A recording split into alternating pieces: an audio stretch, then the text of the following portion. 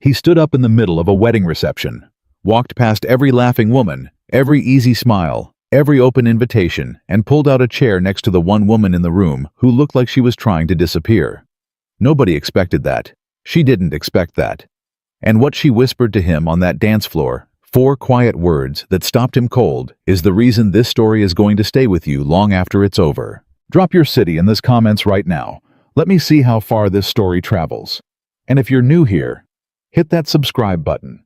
You do not want to miss what comes next. The alarm went off at 4:47 in the morning, not 4:45, not 5 o'clock. Exactly 4:47, because that was the time Nathan Cole had set it 6 years ago when he was stationed in Norfolk, and he had never changed it. Not once. Not even after everything that happened. Not even after the world he'd built with 2 people in it became a world he navigated with 1. He was already awake. He was always already awake. Nathan lay flat on his back in the dark, staring at the ceiling, the way a man stares at something he stopped seeing a long time ago. The bedroom was quiet. The house was quiet. Outside Virginia Beach was doing what Virginia Beach always did at 4:47 in the morning. It was pretending the rest of the world didn't exist yet. He sat up, swung his legs to the floor, put his feet down, flat, the way they'd trained him. Weight-centered, spine straight, no hesitation between sleep and standing. The Navy didn't teach you to linger. It taught you to move. He moved. The kitchen smelled like coffee before the coffee finished brewing because Nathan had learned to set the timer the night before. Another habit. Another system. His life ran on systems the way a ship ran on fuel. Not because systems were beautiful, but because they worked. And working was the only thing that mattered when the alternative was standing still long enough to feel everything he'd spent 3 years learning not to feel. He poured the coffee. Black. No sugar. He stood at the kitchen counter, not at the table, never at the table because the table had 2 chairs, and sitting at it alone felt like a statement he wasn't ready to make, and he drank. From down the hall came the sound he waited for every morning without admitting he was waiting. A small door opening. Tiny feet on hardwood. Then the padding, shuffling sound of 6-year-old Lily Cole navigating the dark hallway by memory, which she could do because she'd been doing it since she was 4, and because she was in every measurable way her father's daughter. She appeared in the kitchen doorway, hair wild, one sock on the other missing, holding the stuffed rabbit she'd named Gerald, for reasons she'd never fully explained.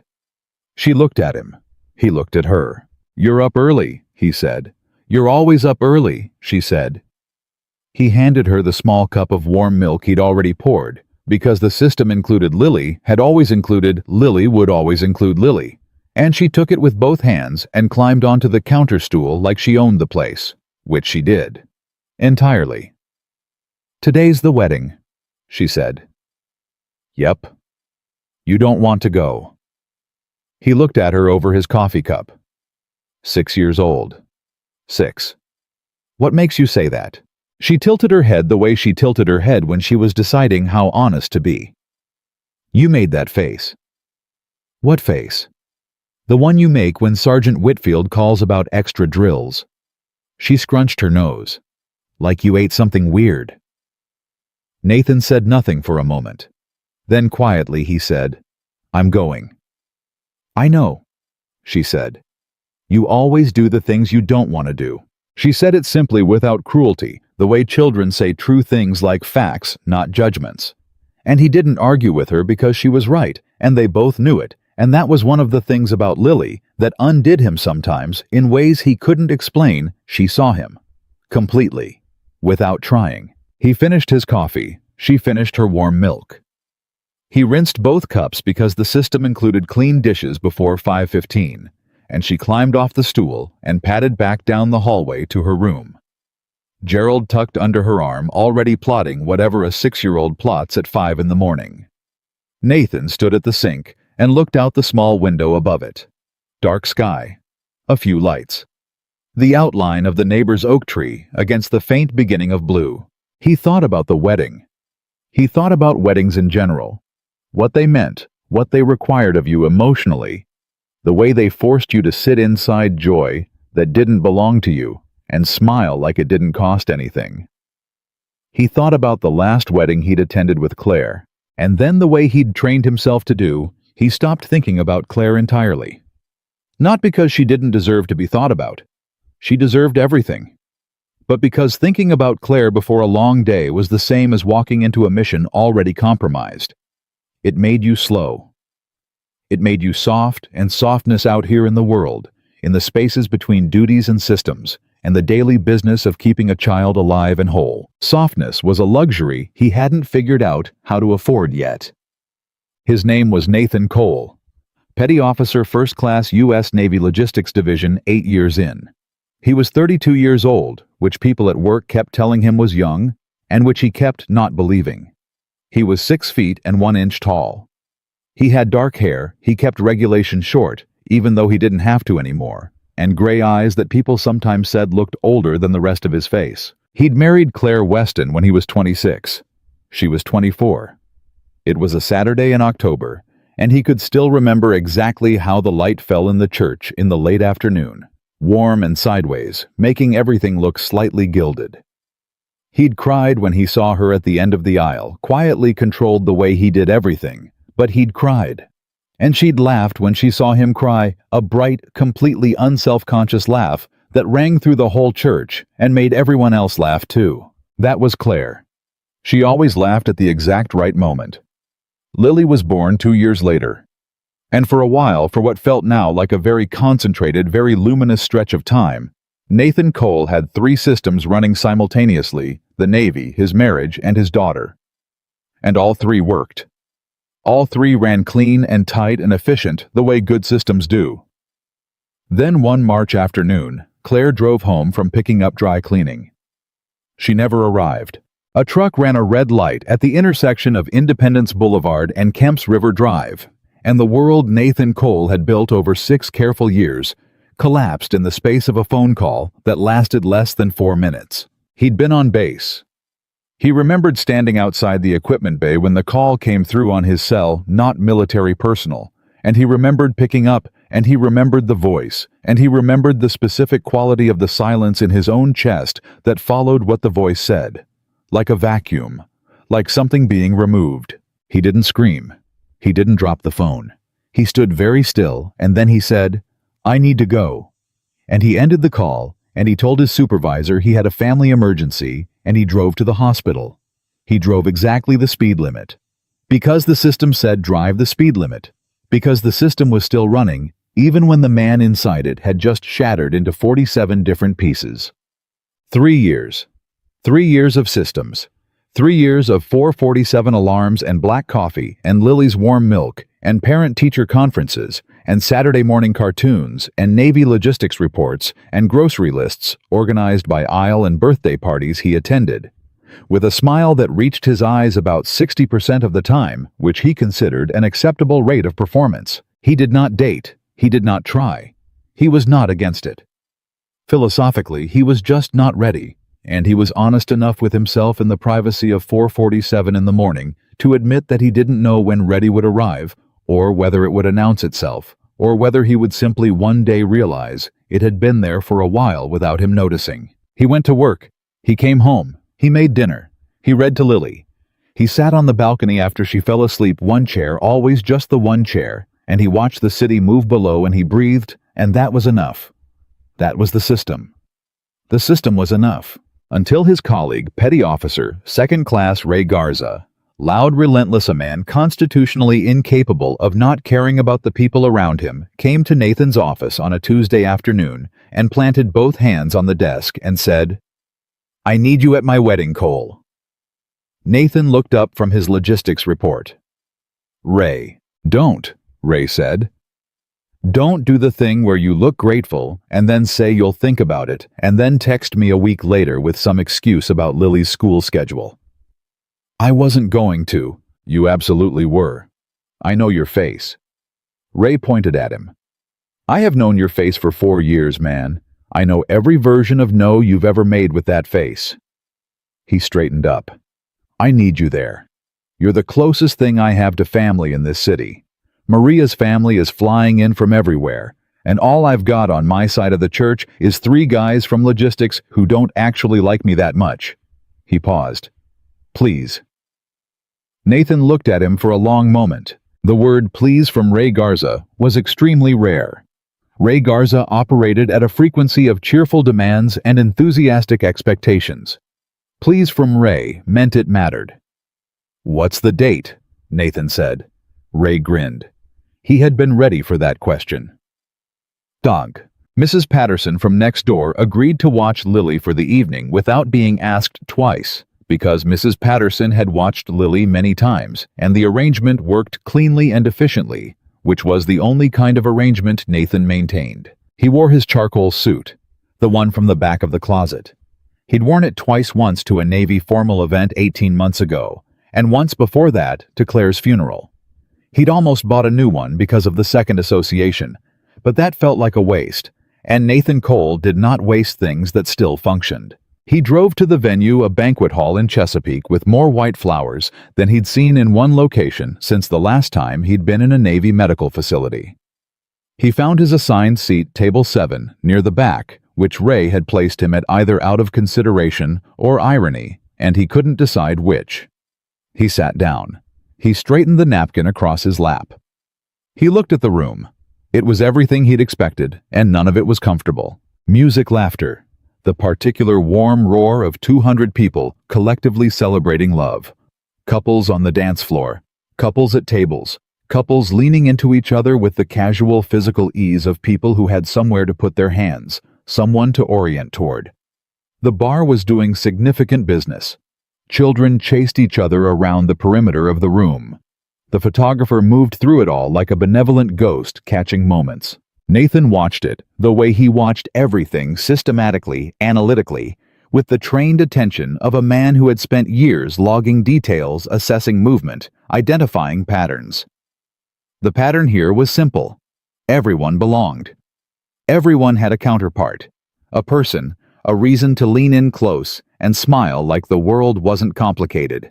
He ordered water from a passing server. He adjusted his tie. He checked his phone, no messages from Mrs. Patterson, which meant Lily was fine, which meant the one functioning piece of tonight's system was operating correctly. He set the phone face down on the table. He looked at the dance floor. He looked at the bar. He looked at the table to his left, occupied by an extended family unit he didn't know. He looked at the table to his right, and then he stopped looking at the room and looked at her. She was sitting alone. Not the way someone sits alone when their partner has stepped away temporarily, not checking her phone, not scanning the room for a returning face. She was sitting alone, the way someone sits alone, when alone is the full condition, not a temporary state.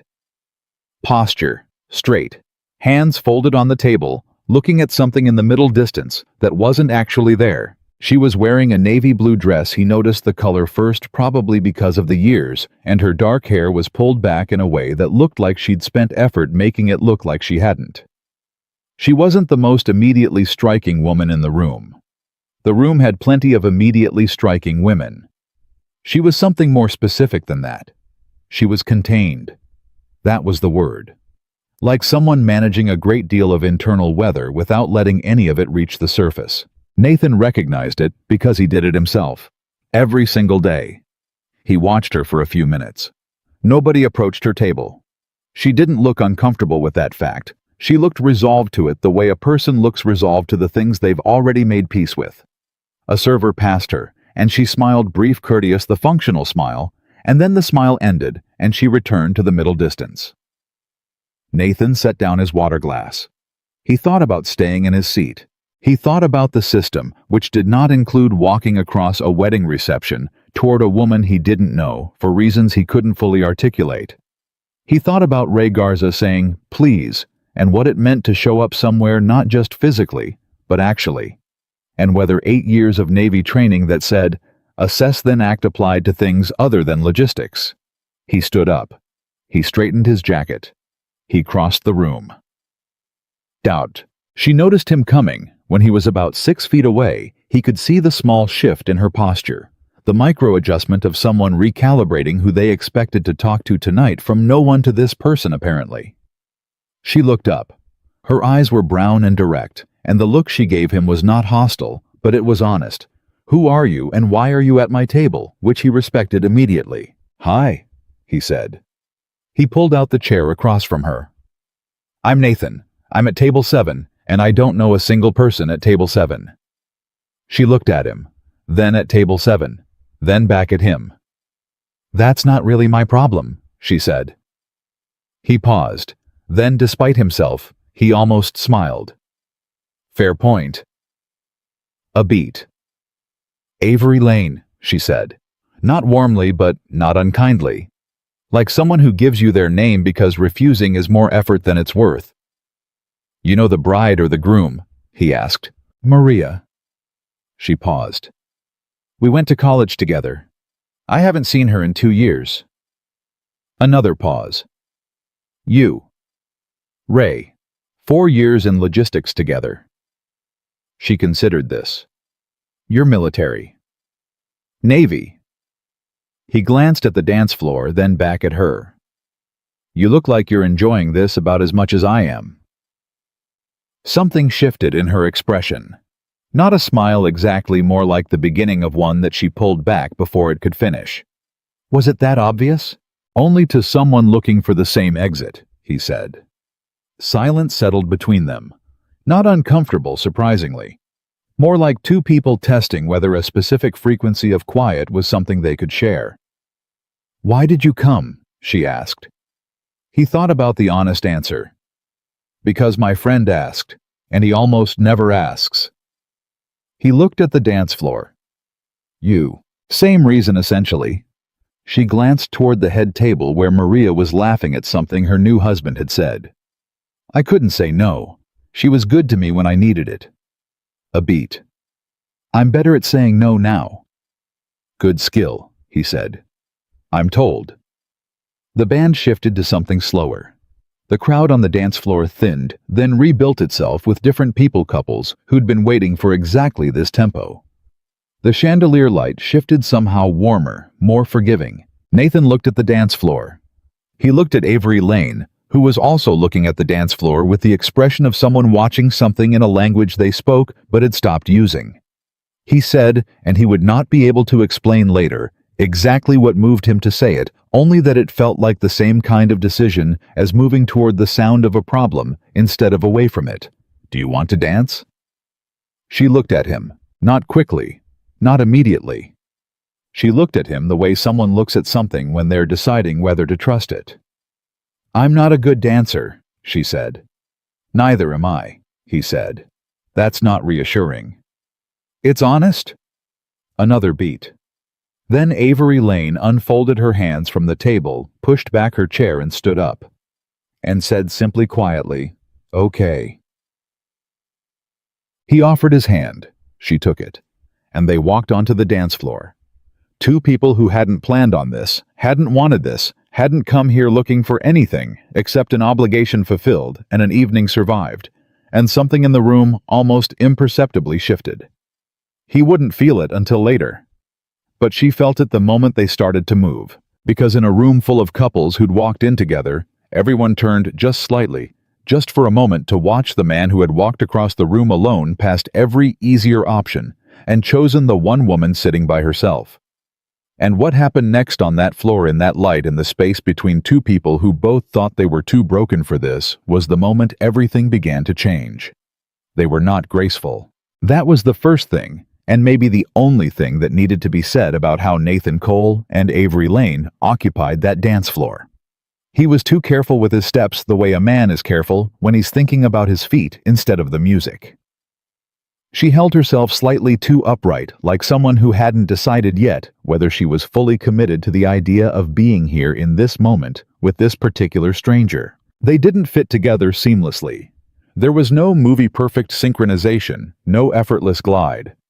There was his hand at her waist, placed there precisely professionally almost, and her hand on his shoulder, light as something that might leave without notice. There was a few inches of space between them that neither of them closed.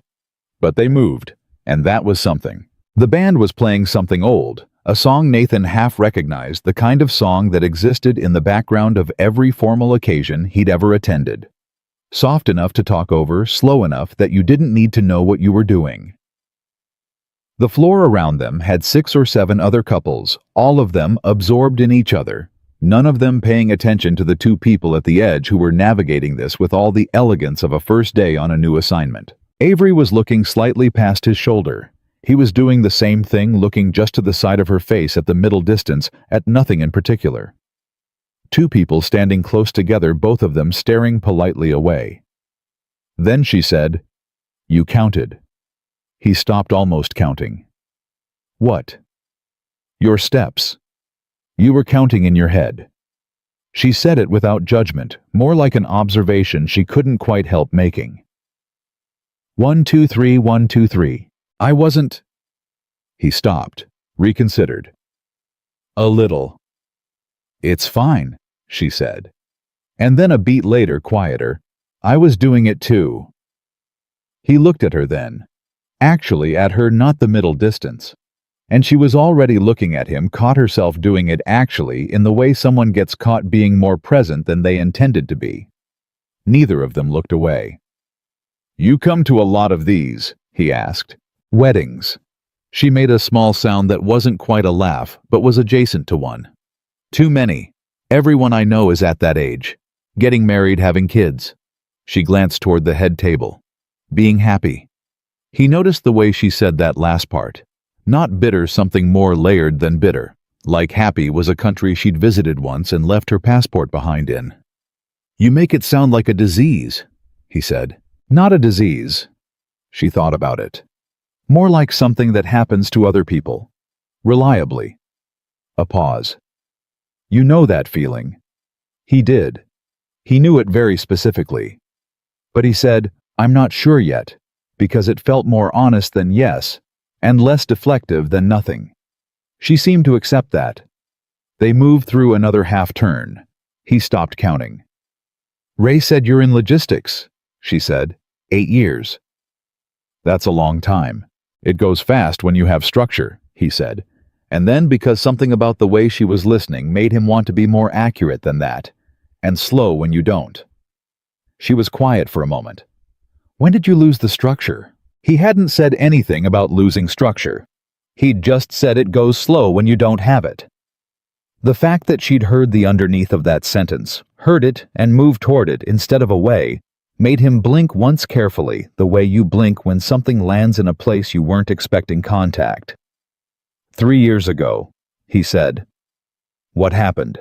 He looked at her, checked something in himself. Some internal gauge he'd built up over 3 years of people asking variations of this question, most of whom he answered with personal loss and a tone that closed the door. The gauge checked out. He didn't know why, but it checked out. "My wife died," he said. "Car accident. I was on base. She was..." He stopped, chose different words. "She was just running an errand." Avery stopped moving for just a fraction of a second. A stillness so brief it might not have registered to anyone watching. But he was trained to notice small things, and he noticed it. "I'm sorry," she said. And she said it the way people say it when they mean it, rather than when they're filling air. 3 years, he said again. As though the number explained something. As though saying it out loud was still the way he calibrated how far he'd come and how far he hadn't. They moved. The music moved around them. "Do you have kids?" she asked. "A daughter, Lily. She's 6. He said her name the way he always said it, with something that wasn't quite a smile, but functioned like a small softening of the whole face that happened involuntarily. "She told me this morning that I made a face about coming tonight." "Did you?" "Apparently." He exhaled. "She's very accurate." 6-year-olds usually are, Avery said. They haven't learned yet that being right is sometimes impolite. "She'll figure it out," he said. "I'm not looking forward to that." Avery smiled. A real one this time, small and brief there, and then not there. But he saw it. He catalogued it the way he catalogued things, not deliberately, just the way his mind worked, always noting, always storing. "What about you?" he said. "What do you do?" "I'm a physical therapist," she said. "I work with a rehab clinic in Norfolk." She paused. "Before that, I was in Charlotte. Before that, Raleigh. I move around." What are you moving from? She looked at him sharply. Not offended, surprised, like she'd been asked that before, but not so directly, and not by someone who phrased it that specific way. Moving from. Not moving to. What makes you think I'm moving from something? She said. Because you said 3 cities in one sentence, he said, and you listed them backwards.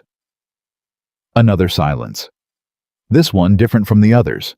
Heavier, but not oppressively so. More like a silence that had weight, because it was full of something real.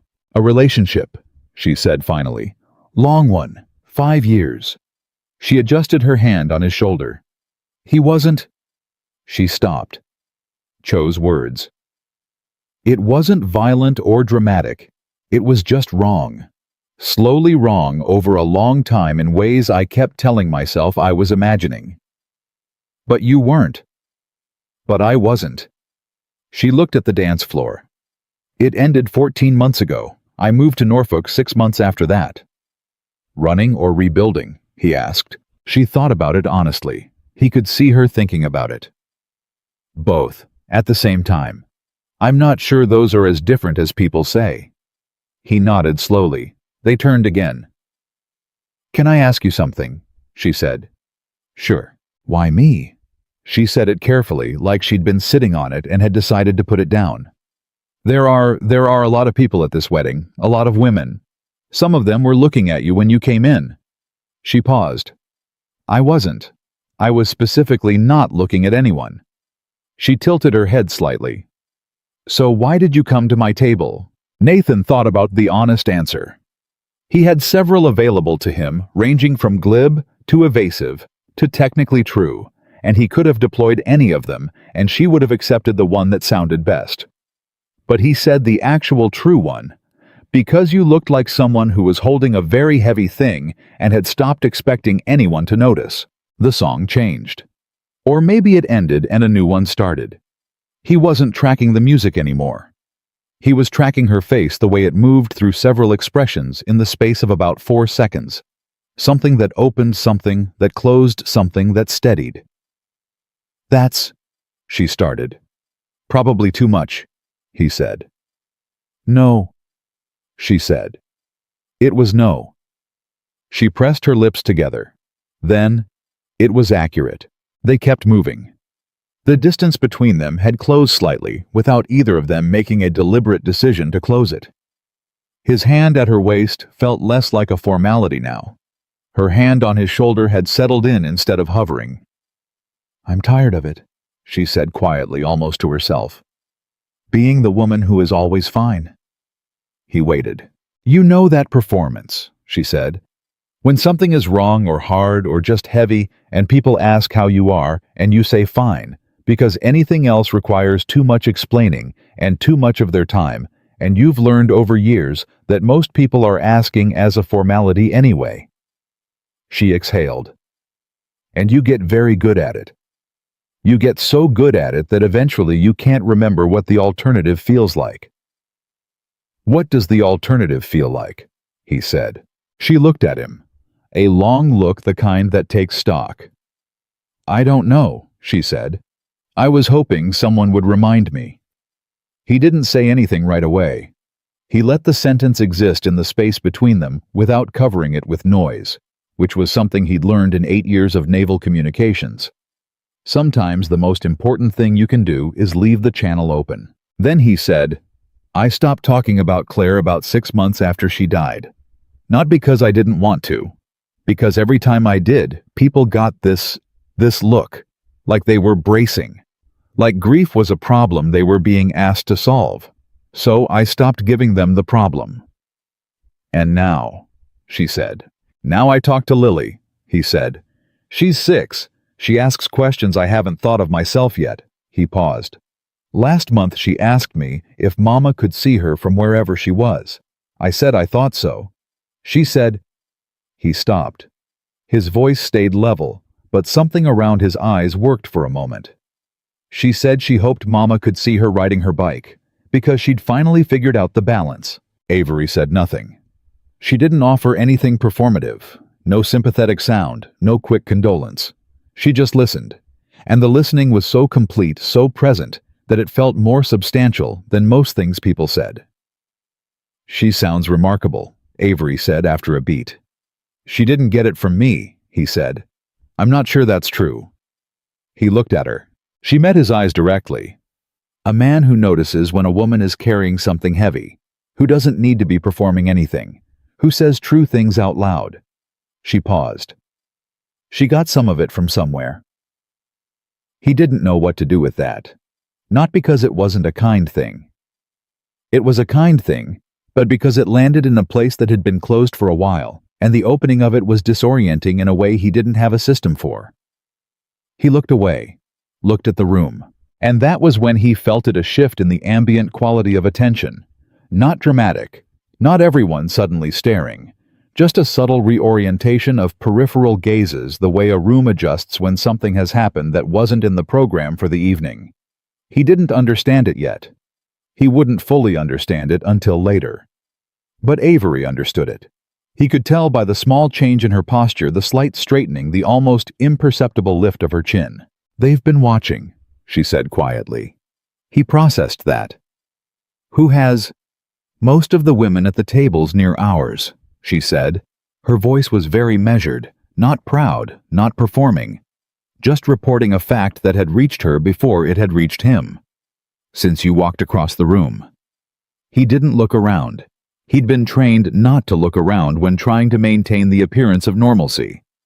"I don't follow. There were women at that bar," she said, "closer to where you were sitting, easier to reach. Several of them were available, obviously." She paused. "You walked past all of them." "I was trying to find somewhere to sit where I didn't feel like—" "Nathan." She said his name for the first time. It stopped him. "I know what you were doing. I was there."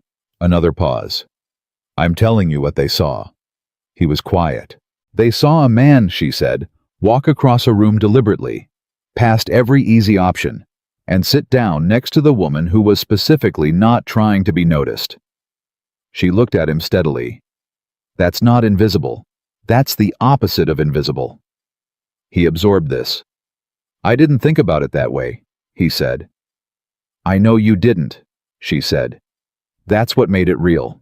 The song shifted again, something slower, even quieter, and the floor thinned slightly around them, some couples drifting back to their tables. But neither Nathan nor Avery moved toward their respective tables. They stayed where they were, still moving, still turning slowly in the small orbit they'd built without deciding to build it. "What happens now?" she said. The question was genuine, not coy, not strategic. She said it like someone who actually didn't know and had decided to ask rather than pretend. "I don't know," he said. "I'm not very good at now. I'm better at planning for later." "That's very Navy of you," she said. "Occupational hazard." "I'm bad at later," she said. "I keep making it the whole plan. If I just get through this, if I just get to the other side of this." She shook her head slightly. "I spend so much time getting to later that I forget I'm currently in now." "So maybe we're different kinds of broken," he said. She considered that. "Maybe that's useful." "Or catastrophic," he said. "Could be both," she said. And this time the almost smile made it all the way. He caught it, held it for a second, like something that might not come back if he let it go too fast. Then the song ended.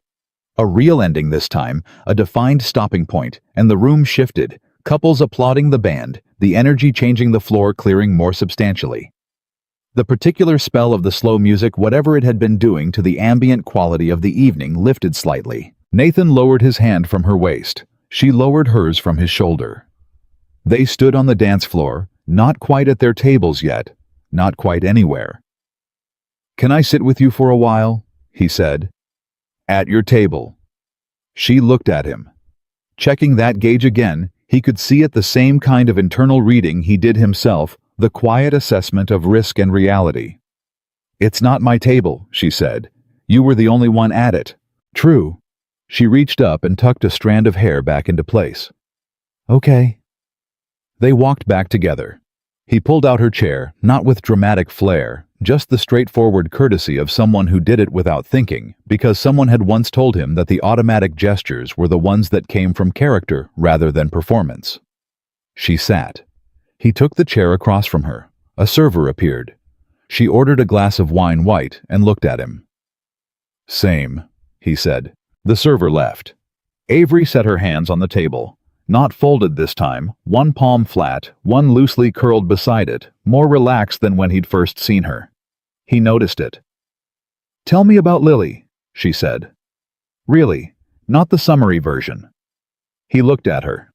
"What do you want to know?" "Everything that makes you light up when you say her name," she said. "Because you do. You probably don't notice it." He was quiet for a moment. Then he started to talk. He told her about the morning routines, about the warm milk and Gerald the rabbit, and the single missing sock that was always the same sock, never explained. He told her about the way Lily had started reading on her own 6 months ago, and now brought books to dinner and read 3 paragraphs out loud before remembering to eat. He told her about the question about the bike, and what Lily said sometimes at bedtime when she was on the edge of sleep, and her guard was completely down the small, serious things a 6-year-old says about the universe when nobody has told them yet that the universe isn't listening. He talked for longer than he planned to. He talked in a way he hadn't talked about Lily to another adult, and he couldn't remember actually. Not like this. Not with someone whose eyes didn't glaze over politely after the third anecdote, who asked actual follow-up questions, who laughed at the right moments, genuinely a real laugh that she didn't manufacture for his benefit. "She sounds like she's going to be someone," Avery said. "She already is someone," he said. "She just hasn't finished figuring out which someone yet." Avery smiled. The full one this time, no pulling back. It changed her face entirely, opened it up, made it warmer, made it look like a face that had smiled a great deal once and was remembering how. The wine arrived. They touched the rims of the glasses together. No toast, just the quiet acknowledgement of 2 people sitting together who hadn't expected to be sitting together tonight. "Tell me something you haven't told anyone," she said. "Not because it's a secret, just because nobody's asked." He held his glass, thought about it genuinely. Then he said, "I have 2 chairs on my balcony, except I don't. I have one. I've had one for 3 years. He looked at the glass. "Lily asked me last spring why there was only 1 chair if the balcony was big enough for 2. I said I'd get another one eventually." He paused. "I've ordered it 3 separate times, canceled the order every time." Avery looked at him. Not with pity, he would have noticed pity, and he would have closed. With something more careful than that. With comprehension. "Why did you cancel it?" she asked. "Because putting a second chair on a balcony is a statement," he said. "About expecting company. About leaving space for something." He stopped. Found the exact word. "Something that isn't just maintenance." "And maintenance is easier," she said. "Maintenance doesn't ask anything from you," he said. She was quiet. Then, "I don't have a balcony, but I have a kitchen table with 4 chairs and I eat every meal standing at the counter." He looked at her. "Because sitting at the table alone felt like admitting something," she said. "What?" "That this is what I chose," she said. "The alone version. And that maybe it's what I'll keep choosing because it's safer and I know the boundaries of it and I know exactly what it costs." She looked at the table between them. "But standing at the counter every night is—" She stopped. "Is exhausting," he said. "Yes," she said. The word landed between them like something being put down after being carried a long way. Around them, the reception rolled on the best man speech. Starting now, laughter erupting from the crowd. Maria pulling Ray to his feet for something. The whole warm machinery of the evening continuing without them, because for the last hour they had been somewhere adjacent to the wedding, but not quite inside it. In a pocket of it. A quiet, specific pocket, where 2 people who had both been managing very heavy things for a very long time were for the first time in longer than either of them could easily say, just talking. Avery turned her glass on the table, a slow rotation looking at it. "I'm not telling you any of this because I'm looking for something," she said. clearly directly like someone reading a clause from a contract they've written themselves. I want to be clear about that. I'm not looking. Neither am I, he said. But she stopped. I'm telling you because it's the most honest conversation I've had in a very long time, and I didn't expect it. Tonight of all nights. She looked up. I came here expecting to smile for 3 hours and drive home alone and think that I handled it well. Did you handle it well? He said. I think I'm handling it differently, she said. Whether that's better or worse, I don't know yet. He nodded slowly. Outside the hall's tall windows, the Virginia night had gone dark and deep. The kind of dark that arrives when the evening has fully committed to being late. Inside, the lights had shifted warmer, the band playing something easy and undemanding. The crowd settling into the later, looser version of itself that weddings produce when the formalities are over and the feelings have had enough wine to move freely. Nathan looked at the dance floor, then at Avery. Thank you, he said. She looked surprised. For what? For saying yes, he said. When I asked you to dance, you could have said no. It would have been reasonable to say no. She studied him for a moment. Why did you actually ask the real reason? He met her eyes. Because I was about to leave, he said.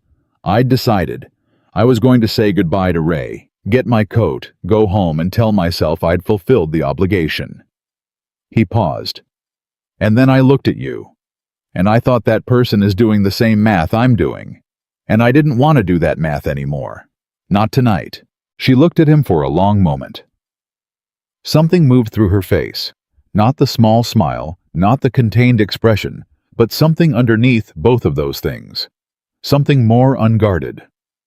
Every woman in this room watched you walk across to me, she said. Her voice was low and steady, and completely unhurried. You know that, right? Not one of them, not a few of them. She paused. All of them. He held very still. You didn't pick the easiest option, she said. You didn't pick the loudest woman, or the closest one, or the most available one. You walked across a room full of people, and you sat down next to the woman who was trying to be invisible. She looked at him with those direct brown eyes. That's not small, Nathan. I need you to understand that that is not a small thing. He didn't know what to say. He didn't say anything. Because sometimes the right thing, the only right thing, is to let the true thing stay in the air between two people who both need to hear it said out loud and not cover it with anything at all. They sat there, the two of them, at a table in the corner of a wedding reception in Chesapeake, Virginia, while around them 200 people celebrated love in its more conventional forms, and neither of them said anything for a full minute. And the silence between them was the most comfortable silence Nathan Cole had occupied in 3 years. He did not know what would happen next. He did not know if this was the beginning of something, or simply a single evening that would remain complete in itself, a clean and unrepeated moment. What he knew was that for the first time since the phone call, since the hospital, since the funeral, since the thousands of 447 mornings he'd constructed his survival from, he was not thinking about the system. He was thinking about right now, and right now felt against all of his defenses and calculations, and the 3 years of careful maintenance he'd built his life around like something worth staying in.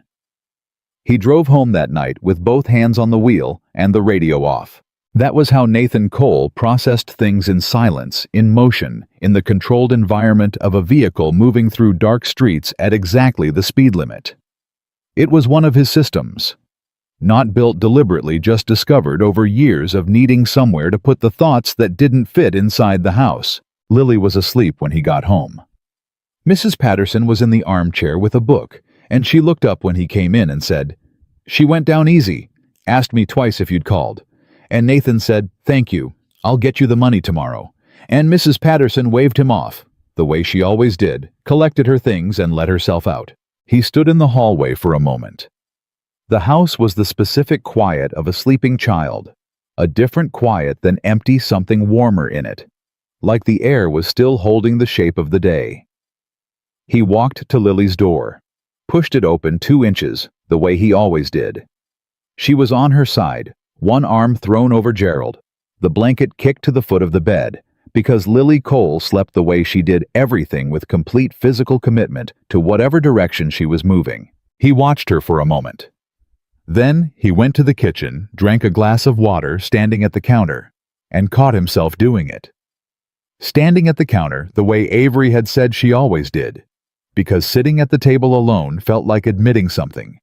And he put the glass down and looked at the table. 4 chairs. He had 4 chairs at his kitchen table. He sat at one of them, exactly one, always the same one positioned, so that he was facing the window and not the 3 empty chairs across from him. He sat down at the table, in his chair, and he looked at the chair directly across from him, the one that had been Claire's, and he waited for the feeling. The familiar weight, the particular pressure of the grief that still lived in certain furniture, certain angles of light, certain Tuesday evenings. It came, quieter than it used to. Not gone, he'd stopped pretending it would ever be fully gone, but quieter. He thought about Avery Lane sitting across from him in the corner of that reception hall, turning her wine glass on the table. I'm not telling you any of this because I'm looking for something. He understood that completely. He wasn't looking for something either. Except that he'd told her things he hadn't told anyone in 3 years, and she'd told him things that sounded like they'd been stored under pressure for even longer, and they'd done it easily, almost inevitably, the way information flows when the channel between 2 people is genuinely open. He didn't know what to do with that. He sat at the table for another 20 minutes. Then he went to bed. Didn't sleep for a long time. Lay on his back in the dark, staring at the ceiling, listening to the house hold its breath. At 4:47, the alarm went off. He was already awake. He didn't contact her for 4 days. Not because he was playing a game he'd never been good at. Games had no patience for the architecture of artificial distance, but because he genuinely didn't know the correct approach. He had her name. He could find her professionally without much difficulty. Physical therapist in Norfolk wasn't a narrow field, but it wasn't wide either. Ray would have Maria's contact information, and Maria would have Avery's. But finding someone through a chain of mutual contacts felt like a statement he wasn't ready to make.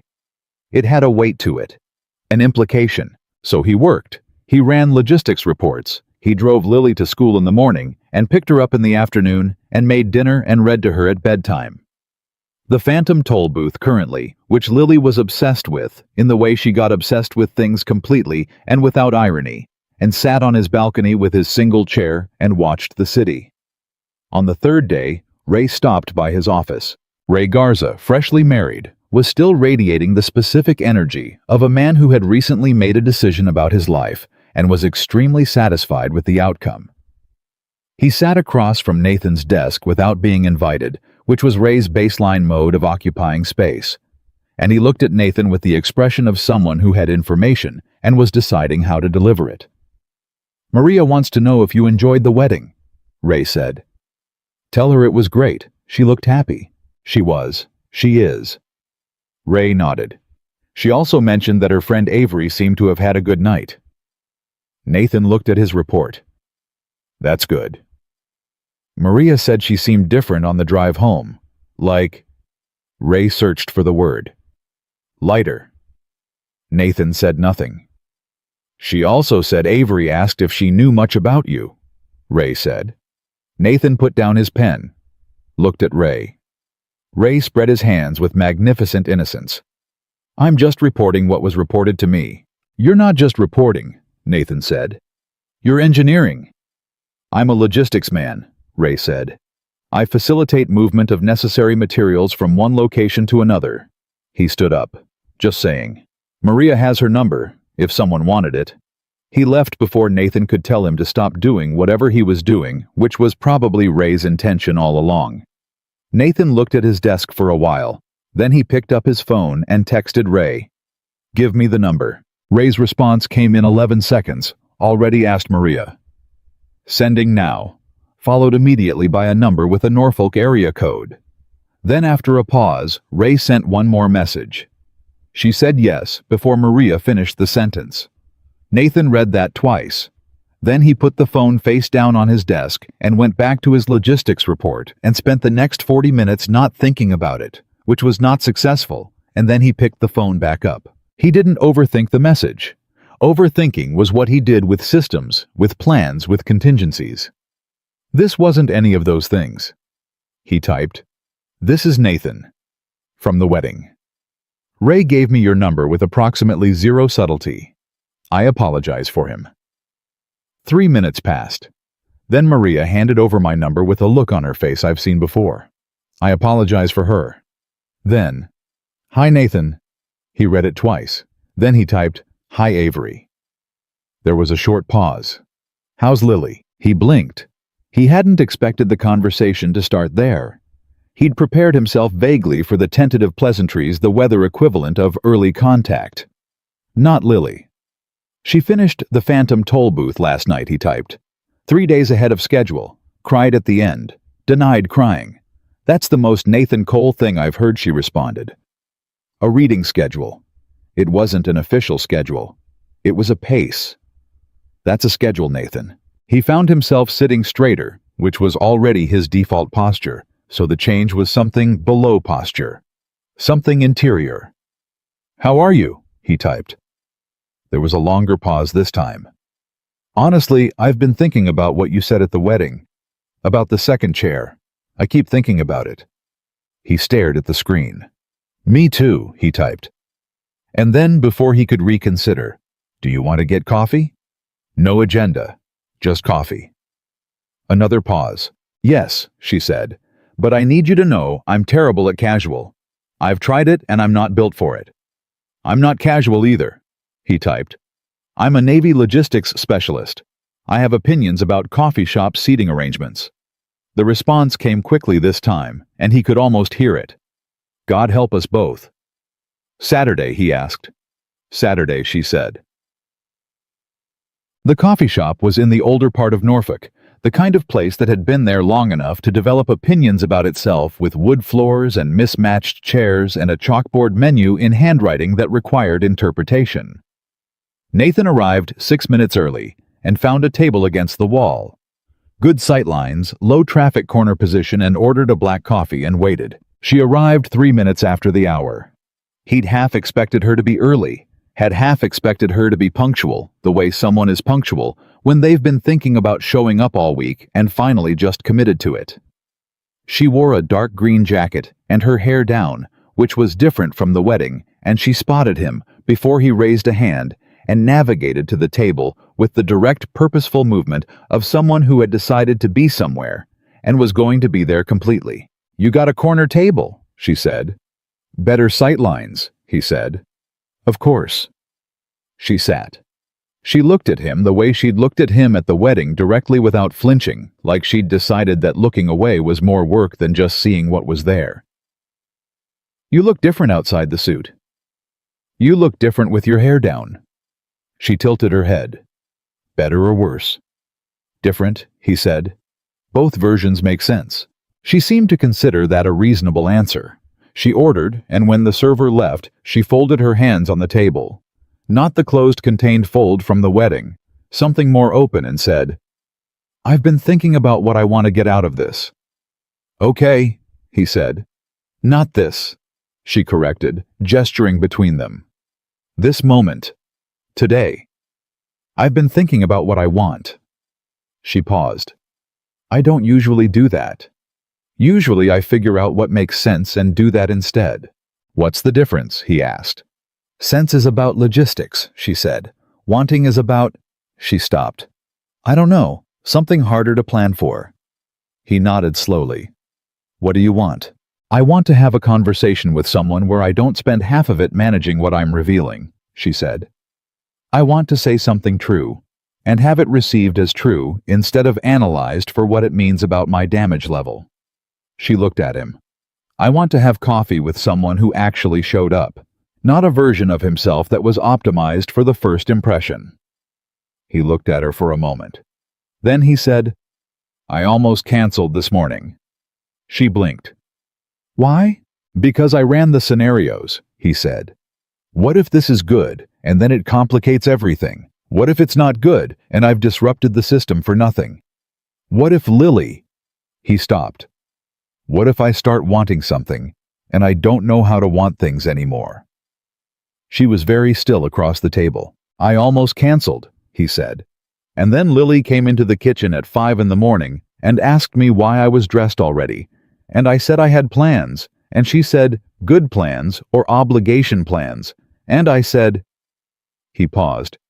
I said good plans, and she said, then stop making that face. Avery stared at him.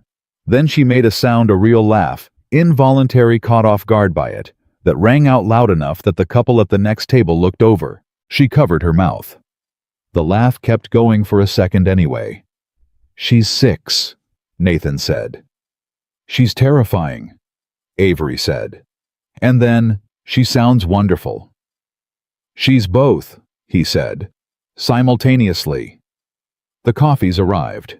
They both wrapped their hands around their cups. Him around the plain mug, her around the slightly larger one she'd ordered, and the laughter settled into something warmer, more comfortable, like a room after the windows have been opened and the air has moved through it. Tell me about the physical therapy, he said. She looked slightly surprised. Why? Because you mentioned 3 cities, he said, and the work came with you to all of them, which means it matters to you. She studied him. You remember everything, don't you? I remember things that were said like they mattered, he said. You said 3 cities like you were accounting for them. That's different from saying 3 cities like they were just geography. She looked at her coffee.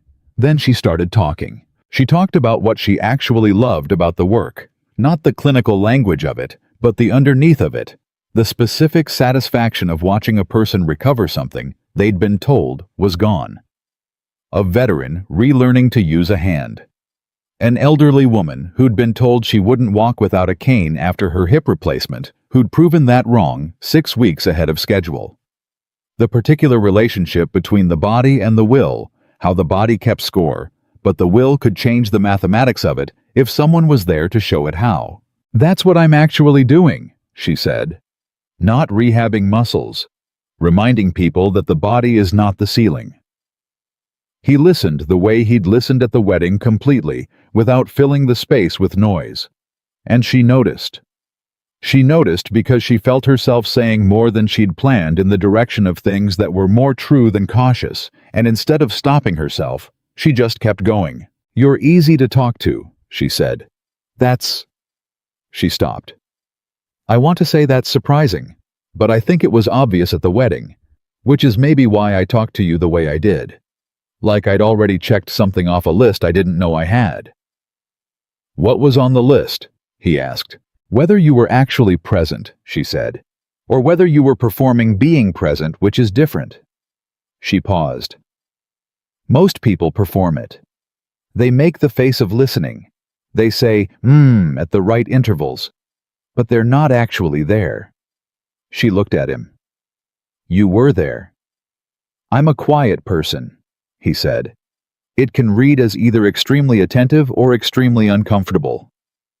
Which is it usually? Depends on the situation, he said. Tonight, it's attentive. Tonight she noticed, not right now. Tonight, like he was already thinking of it as a complete unit of time, already giving it more space than a single coffee on a Saturday morning. She didn't say that. She filed it. Can I ask you something? He said. You can always ask, she said. I reserve the right not to answer. Fair? He held his cup. The relationship, the 5-year one.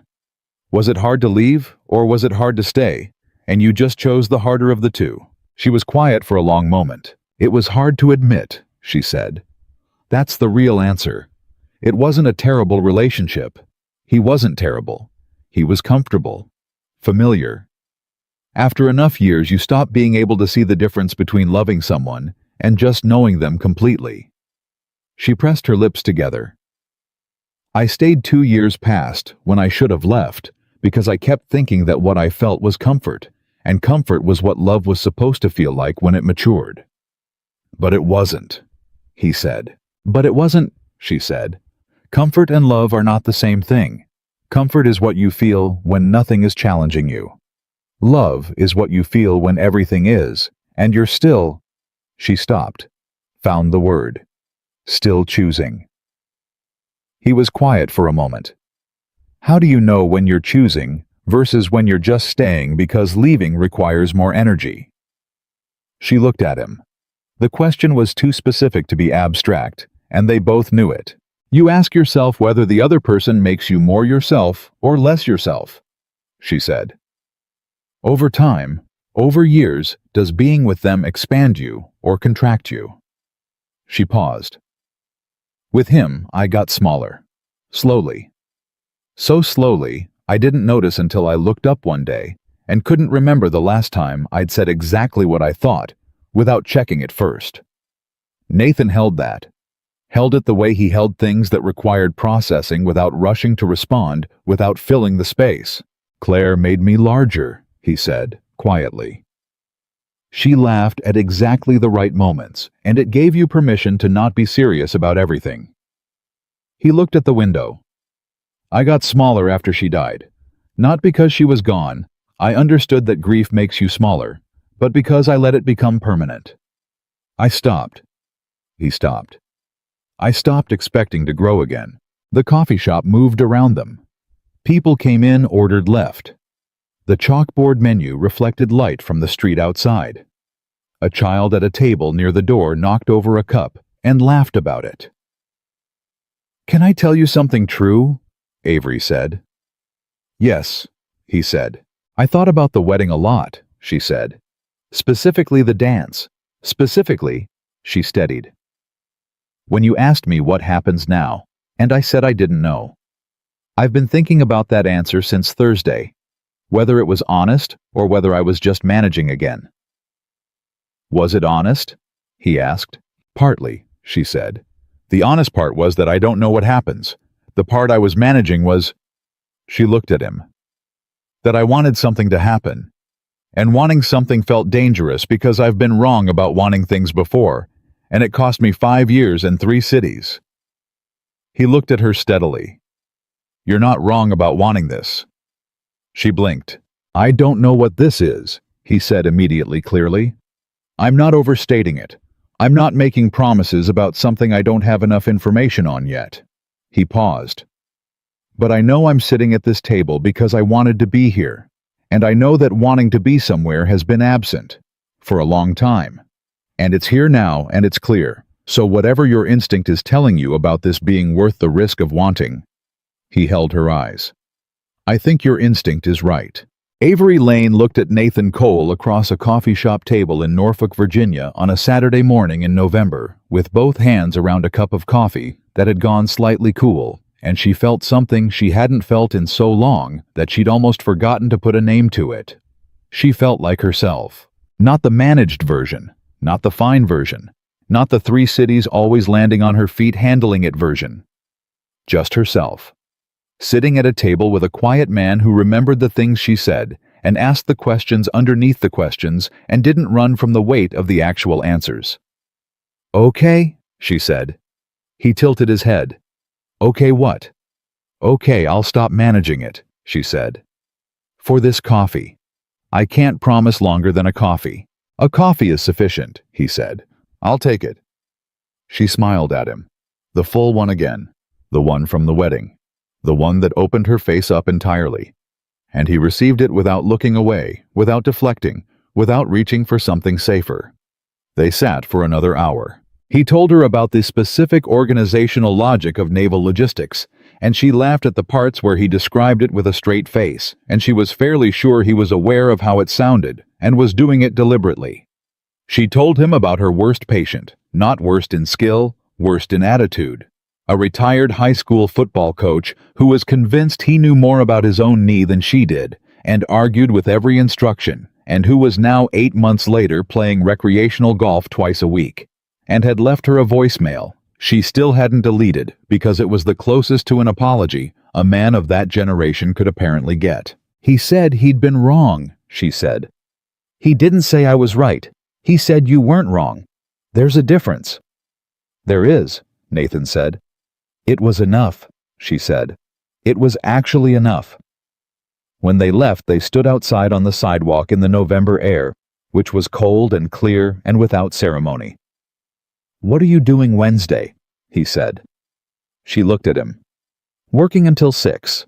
Dinner after, he said.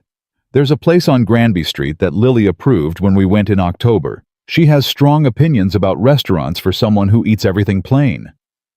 Avery looked at him for a moment. Lily approved it. She rates places on a rubric she invented herself. Friendliness of the server, quality of the bread, whether the menu has pictures. He paused. It scored well. On that rubric, Avery said slowly, I would definitely want to go to the Bread and Pictures restaurant. Wednesday at 6:30, he said. 6:30, she said. She walked to her car. He stood on the sidewalk and watched her go, not dramatically, not with the calculated stillness of a man who knew he was being watched. Just a man watching someone walk away who he was already thinking about seeing on Wednesday. She unlocked the car, opened the door, looked back once. He raised a hand. Brief, simple. She got in the car. He walked to his truck, started it, and sat there for a moment before pulling out.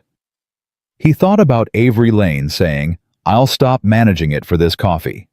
He thought about the way she said true things with the composure of someone who'd practiced composure so long that honesty required a small act of courage every time. He thought about what she'd said about growing smaller when you were with the wrong person. He thought about the second chair, the one he'd ordered and canceled 3 times.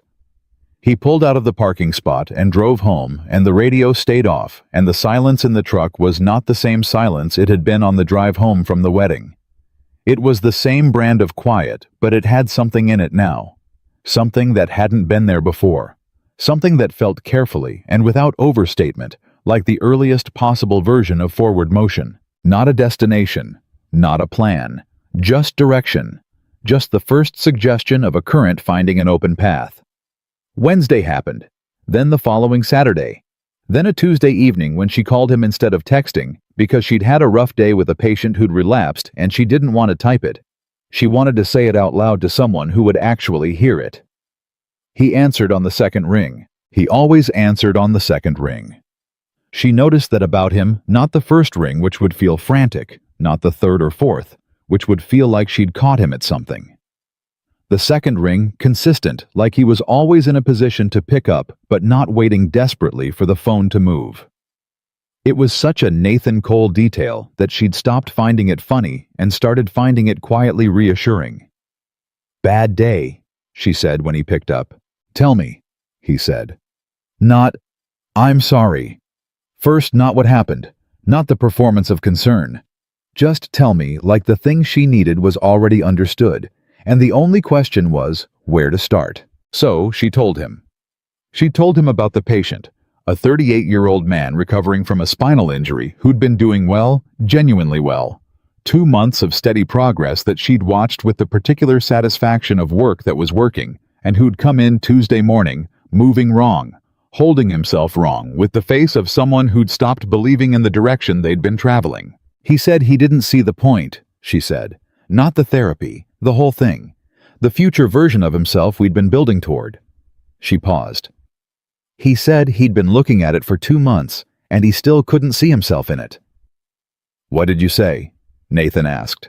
I told him to sit down, she said. I pulled up a chair across from him, and I sat down, and I said that the version of yourself you can currently imagine is always smaller than the version that's actually possible. Because the imagination works from what you've already lived. And you haven't lived the recovered version yet. You can't picture something you haven't experienced. She stopped. I don't know if it landed. He stayed for the session. He worked hard. But I don't know. It landed, Nathan said. You don't know that. He stayed, Nathan said. He worked hard. That's not nothing. That's a person deciding to keep moving, even when they can't see where they're going yet. A pause. That's actually the harder version of faith. She was quiet on her end of the line. You say things, she said. What? You say things, she repeated. Exactly right things. And you say them simply without the weight of wanting credit for saying them. She let out a slow breath. It's disarming. I'm not trying to disarm you, he said. I know, she said. That's the part that disarms me. They talked for 1 hour and 20 minutes. She knew the exact duration because she'd looked at her phone when she dialed, and again when they finally said goodnight, and the gap between those two numbers surprised her. Not because it felt long, it had felt like 30 minutes maybe, but because an hour and 20 minutes on the phone was something she hadn't done since her mid-20s, since before the relationship that had slowly contracted her, since before she'd learned to manage every conversation into something efficient and bounded. She sat on her couch after they hung up and looked at the kitchen, at the counter where she always ate. She thought about the table. She thought about 4 chairs and 1 person. Then she got up, moved the papers and the mail and the jacket she'd thrown across it 3 days ago, pulled out a chair, and sat down at the table. By herself. In the middle of a Wednesday night. It felt like a statement. She let it be one. December arrived without ceremony, the way December always does gradually, and then all at once the cold setting in properly. The city shifting its ambient quality towards something more internal, more inclined toward staying in. Nathan drove Lily to school in the mornings and watched his breath in the air when he walked back to the truck, and at work the logistics division handled year-end inventory and the particular bureaucratic density of Q4, and in the evenings more often than not there was Avery, not always in person. Sometimes just the phone, sometimes texts that ran long. She was better at texting than he'd expected, more expressive the written version of her slightly looser than the in-person version, like the keyboard gave her a fraction more permission. He saved none of the texts deliberately, but he read them in a way that meant he could have recalled most of them if asked. She met Lily for the first time on a Sunday in early December. It was not orchestrated. It was not planned with the care Nathan applied to most things. It happened because he'd mentioned he was taking Lily to the Nauticus Museum she'd been asking to see the Wisconsin for 2 months, because Lily Cole, daughter of a Navy man, had opinions about battleships, and Avery had said she'd never been, and he'd said carefully, "You could come." And she'd said after a pause that he'd respected, without filling, "Okay." She arrived at the museum entrance 5 minutes before them, which he noted and appreciated. She was wearing a navy peacoat and had her hair pulled back and was standing with her hands in her pockets, looking at the entrance with the expression of someone who was managing their own anticipation. He recognized it completely.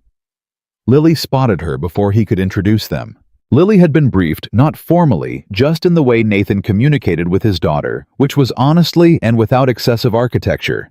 He'd said he had a friend joining them, a woman, someone he'd met at Uncle Ray's wedding.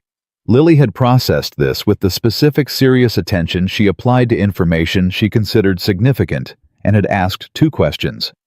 Is she nice, and does she like battleships? He'd said he thought yes to the first, and wasn't sure about the second. Lily had considered this acceptable. "Are you Avery?" Lily said, stopping 2 feet in front of her. Avery looked down. She had the good sense Nathan watched it happen not to crouch into the exaggerated register adults sometimes used with children, but to simply look at Lily directly and say, "Yes.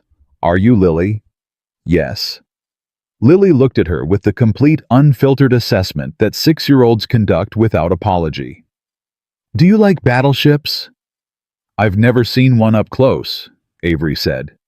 "So I don't have an opinion yet." Lily considered this. "That's fair," she said. "I'll tell you what to think about it." Avery glanced at Nathan. He gave her nothing, just waited. "I'd appreciate that," Avery said to Lily.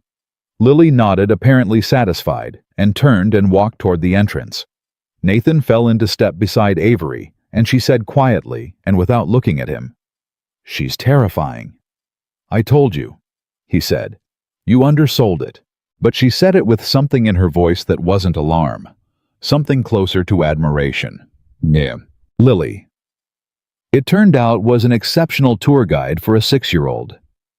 She had absorbed enough from her father's professional context to narrate the Wisconsin with more accuracy than most children and some adults, and she delivered her commentary with the confidence of someone who had checked her sources. Avery asked questions, real ones, not the performative questions adults ask children to seem interested. She asked about the guns, about the crew size, about whether Lily thought it would be hard to live on a ship for months. "My dad does long deployments sometimes," Lily said. He says it's quiet in a way that's different from home quiet. Avery looked at Nathan. What's the difference? Home quiet has someone in it, he said. Lily had already moved on, pointing at something and demanding attention. Avery stayed one step behind that, watching, and Nathan watched her watching, and something in his chest moved in a way he had learned to stop arguing with. They ate lunch after at a diner 2 blocks from the museum, a booth, Lily on one side, Nathan and Avery on the other, which had arranged itself naturally without discussion, and which Lily had accepted without comment, except to observe that the menu had pictures, which was good. Nathan ordered for himself. Avery ordered for herself. Lily ordered apple juice and a grilled cheese, and then set her elbows on the table and looked at Avery with the frank evaluation she'd been conducting all morning. "Do you like my dad?" she said. Nathan said, "Lily, I'm asking—" Lily said, without taking her eyes off Avery. Avery didn't flinch. She looked at Lily steadily and said, "I think your dad is one of the most genuinely good people I've met in a long time." Lily processed this. "That means yes."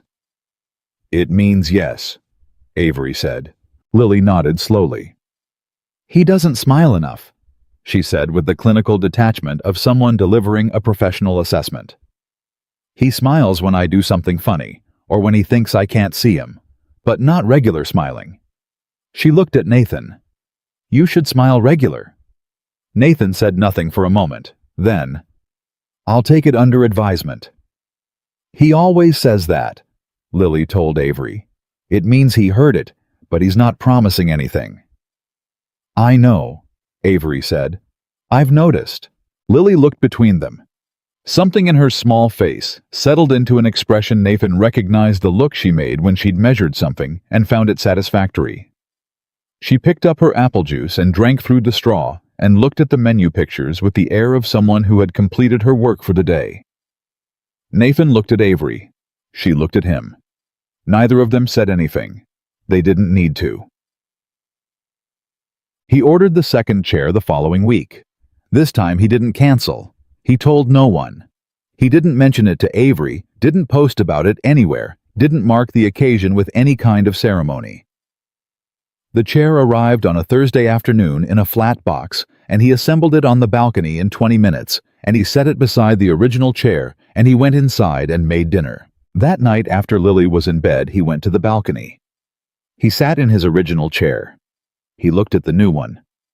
It was the same model. He'd ordered the exact same chair, not because he lacked imagination, but because it was a good chair, and because matching was its own kind of intention. They sat side by side, practical and unpretentious, and the city moved below, the way it always moved, traffic and lights, and the distant sound of a port city at work. He didn't feel the weight he'd expected to feel. He'd braced for it, the grief-adjacent sensation of doing something that marked change, that acknowledged that the structure of his solitude was being deliberately altered. He'd braced for the image of Claire, for the particular form of guilt that sometimes arrived when he moved toward something she would have wanted for him, because the guilt did not care about logic. But what he felt sitting there looking at the two chairs was something quieter than he'd anticipated. He felt like someone who had finally stopped arguing with the direction of water. He texted Avery. No preamble, I ordered the second chair. She read it, he saw the read receipt, and didn't respond for 4 minutes. Then, tell me what it looks like out there tonight. He looked at the city. Clear, cold. The port lights are on. Some kind of container ship moving in from the east. Is it a good view? It's always been a good view, he typed. I just usually watch it alone. Another pause. Not always, she said. He read it twice. No, he typed back. Not always. The thing about January was that it arrived with the particular cruelty of the month that comes after December, stripped of the warmth and the lights and the collective agreement to be gentler with each other, reduced to its plainest form, cold and functional and without event. Nathan ran his systems. The Navy ran its systems. Lily went back to school and came home with drawings and opinions, and a new obsession with how bridges were built, which she had apparently decided was her primary area of inquiry until further notice. Avery worked her long hours and texted him about difficult patients without names. Always without names, always careful with the privacy of her work, and called on Tuesday evenings, which had become a pattern without being declared one. The pattern had weight. It had the satisfying efficiency of something that worked because it was right for both people involved, not because either of them had forced it. They had not talked about what they were. Nathan had noticed this without being troubled by it. The word was not the thing. The thing was real, whether or not it was named, and he'd found that in this particular case, naming it felt like the kind of administrative step that was less about clarifying the situation and more about managing anxiety. He didn't have the anxiety. He didn't think she did either. What he had was Wednesday dinners and Sunday afternoons and Tuesday phone calls and a second chair on his balcony that Avery had sat in exactly twice, once in December, once in the first week of January, and both times she'd sat in it with the particular quality of someone occupying space that was meant for them, not performing comfort, but actually inside it. He noticed. He always noticed. And then on a Tuesday evening in late January, she called at the usual time, and her voice was wrong before she said a word. Not broken. Avery Lane's voice was not a breaking voice. It was a voice that had learned to hold its shape under pressure, but different. Tighter. The way a structure sounds when something is pressing against it from the outside. He texted me, she said. Nathan was quiet. Connor, she said. The name landed like a dropped tool, practical, heavy, occupying space. My ex. The 5 years. She paused. He texted me Sunday. I didn't tell you right away because I was trying to figure out what I felt about it before I said it out loud. What did he say? Nathan asked. That he missed me. Her voice was level, but the levelness was work. That he'd been thinking about where it went wrong. She stopped. He said he wanted to talk, just talk. That he thought maybe we gave up too fast. Nathan held the phone and didn't say anything. I know what you're thinking, she said. Tell me what I'm thinking, he said. You're thinking that 5 years doesn't go wrong because of a decision. It goes wrong because of 5 years of smaller decisions. She exhaled. And you'd be right. I wasn't thinking that, he said. I was thinking that this is your call to make, and I'm listening. She was quiet for a moment. That's not a nothing response, Nathan. I know, he said. I know exactly what it is. She absorbed that. He could hear her moving a small sound fabric like she was sitting down or shifting position. The thing is, she said, I didn't feel what I expected to feel when I read it. What did you expect to feel? I don't know. Something bigger. Something that made it complicated. She paused. Instead, I felt tired. Just immediately tired. Like someone offering me a puzzle I'd already solved and the answer wasn't good, and I had no interest in going through it again. He said nothing. Let her keep moving. But then I started second-guessing the tired, she said, wondering whether the tired was clarity or whether it was avoidance. Whether I'd just gotten so good at protecting myself that I couldn't tell the difference between a boundary and a wall. Can I ask you something? He said. Yes. When he texted, Nathan said, what was the first thing you thought, not the second thought? The first one, before you started analyzing it. She was quiet for several seconds. Oh, she said. Here comes the old weight. He held that. Here comes the old weight, he repeated quietly. Not, I wonder what he means, or maybe I should hear him out. Here comes the old weight. Yes, she said. That's your answer, he said. The line was quiet for a long moment. Not the comfortable quiet they'd built between them over months. Something more fragile, more exposed, the quiet of someone standing at a decision point and knowing it. I'm scared, she said. It came out plainly without decoration, just the fact of it. Of what? He asked. Of choosing wrong again, she said. Of thinking I know what I want and being wrong about it. She stopped. I was wrong for 5 years, Nathan. I was convinced, genuinely convinced, that what I had was what I was supposed to have. And I was wrong for 5 years. You weren't wrong for 5 years, he said.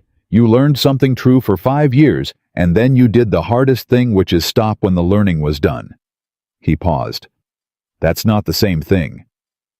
She didn't respond immediately. He heard her breath slow, deliberate. "What do I do?" she said. And she said it like she was asking him something real, not for permission, not to transfer the decision. Asking the way you ask someone you trust when you want a voice from outside your own head. "You do what your first thought told you to do," he said. "And you don't go back over it to see if it holds up." It held up. The first thought always holds up. A pause. "You know this already. You said, 'Here comes the old weight.' You already knew." "I already knew," she said. "Then trust that," he said. Another silence. Then, "Are you scared of this? Of—" she chose the word. "Of us." He thought about it honestly. Not the managed answer, not the efficient one. The true one. "Every single day," he said. "I'm scared that I've forgotten how to do this. I'm scared that I'll ask too much or offer too little. I'm scared that Lily gets attached and something goes wrong, and I've exposed her to another loss." He stopped. "I'm scared that I'll be so careful about all of those things that I'll lose this before it becomes what it's supposed to be." "And," she said. "And I'm still here," he said. "I'm still calling. I'm still showing up." He paused. "The fear is real, but it's not the loudest thing." "What's the loudest thing?" she said. "You," he said simply. "You're the loudest thing." She was quiet. "I don't know how to respond to that," she said softly. "You don't have to," he said. "It's not a question." She was quiet for a long time after that. He didn't fill it. He'd learned over these months that her silences were not empty. They were where she processed, where she moved through things, where she came out the other side of herself and found out what she actually thought. Interrupting them was the wrong move. He'd never interrupted one. "I'm going to tell him no," she said finally. "Okay," he said. "Not for you," she said, clearly carefully. "I need you to hear that, not because of what we are or where this is going, because it's the right answer for me, because the tired I felt was real, and I'm not going back into something that made me smaller just because leaving it took 3 cities and a lot of careful reconstruction." "I hear that," he said. "Good," she said. A beat. "Nathan," she said. "Yeah. Thank you for not telling me what to do." "You didn't need me to tell you," he said. "You needed someone to hold the space while you figured out you already knew." She made a sound, not the laugh, something beside the laugh, something more interior. "You're doing it again," she said. "What?" "The right thing," she said. Simply. She texted Connor the next morning. 3 sentences clear and clean, the way she did things when she'd made up her mind. She didn't share the exact words with Nathan, and he didn't ask. What she told him was this: she'd written it, read it once, sent it, and closed the conversation. She'd felt nothing after except the specific satisfaction of a door properly shut. He texted back, "Good." She texted, "That's all you've got. Just good." He replied, "You handled it. It was good. I'm proud of you. Is that better?" There was a pause. Then, "Yes, significantly." "Then I'm sitting at my kitchen table eating breakfast." He read that and held his phone for a moment. Both feet on the floor, he sent. "All 4 chair legs," she replied. He smiled. Not the small functional smile, not the 60% one. The real version, the one Lily told him he didn't do enough. He was alone in his kitchen when it happened. 4:47 in the morning, black coffee, the particular dark before the Virginia winter light arrived. But the smile happened anyway, without audience, without occasion, without anything requiring it, except the simple fact of a woman he cared about sitting at her table, instead of her counter, choosing the full version of her own life one morning at a time. He thought about water finding an open path. He thought about Lily asking if the balcony was big enough for 2 chairs. He thought about how the things that matter most are rarely announced. They accumulate, quietly. The way light accumulates before sunrise without drama, without event. until suddenly the dark is gone, and you couldn't have said exactly when it left. He finished his coffee. He went to wake Lily for school, and for the first time in 3 years, the 4:47 alarm felt not like the start of survival, but like the start of a day that had something in it worth arriving for. Spring came to Virginia Beach, the way it always did, without asking permission, without announcement, just a morning when the air was different, and the light had shifted its angle, and something in the city collectively exhaled after the long compression of winter. Nathan noticed it on a Tuesday in late March. He was standing in the kitchen at 4:47, with his black coffee, and the window above the sink was showing him a sky that had changed overnight, softer, higher, the particular blue of early spring that didn't exist in any other season. He stood there longer than usual, just looking at it. The system said, move. The system said. The sequence was coffee, then shower, then Lily, then school, then base. But for a moment, he just stood at the window and looked at the sky and let himself feel that something had shifted. He'd been feeling it for weeks. Not in dramatic ways. Nothing about Nathan Cole operated in dramatic ways, but in the small calibrations of daily life, the internal instruments that registered change without announcing it. He slept differently. Not better necessarily, not worse, just differently. More present inside the sleep, less braced against the morning. He sat at the kitchen table now, instead of at the counter. Not always, but most days. He ate dinner there with Lily, and sometimes the chair across from him was empty, and sometimes on Wednesday evenings and occasional Sundays, it wasn't. He'd stopped counting the number of times he'd seen Avery and started just noticing that seeing her had become a feature of his life rather than an event within it. That was a distinction that mattered. Events you scheduled and prepared for. Features you just lived inside of. Lily had opinions about this development, as Lily had opinions about everything, delivered with the directness of someone who hadn't learned yet to package truth in social cushioning. "Avery's going to come to my recital, right?" she said one morning in March, over breakfast, in the tone she used when something was already decided, and she was simply verifying the paperwork. Nathan looked up from his coffee. "I haven't asked her." Lily looked at him with the expression she reserved for conclusions she found obvious. "Then ask her." "It's not that simple." "It's exactly that simple," Lily said. She picked up her toast. "You ask people things, they say yes or no, you know the answer. That's how asking works." He looked at his 6-year-old daughter, who had apparently decided she was done waiting for him to manage his own progress, and had taken the matter into her own hands. "When did you get this way?" he said. "I was always this way," she said. "You're just noticing." He asked Avery that evening. He texted it simply, "Lily has a school recital on the 14th. She specifically asked me to ask you." Then after a pause, "I'm also asking you." The reply came quickly. "I'll be there. What does she need me to wear?" He stared at that for a moment, then typed, "Why would she have dress code requirements for her audience?" Nathan Avery replied, "Have you met your daughter?" He thought about it. Then texted Lily in the next room, because sometimes it was faster, and Lily replied in 30 seconds with a specific color preference and a note about avoiding anything that made noise when you moved because it was distracting. He forwarded it to Avery without comment. Her response was a single word. "Obviously." The recital was in the school gymnasium on a Friday evening, folding chairs arranged in rows facing a low stage, the particular controlled chaos of 60-something children between the ages of 5 and 8, who had been taught 3 songs, and were now performing them for an audience of parents who had taken off work early and were filming everything on their phones.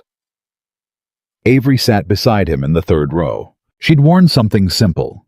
Nothing that made noise when she moved a dark burgundy that Lily had apparently pre-approved via the texted negotiations Nathan had been only partly aware of. She sat the way she sat everywhere, straight, present, paying actual attention, and when Lily's class came out and arranged themselves on the risers, Avery leaned slightly forward the way you lean when something has your genuine interest. Lily found them in the audience immediately.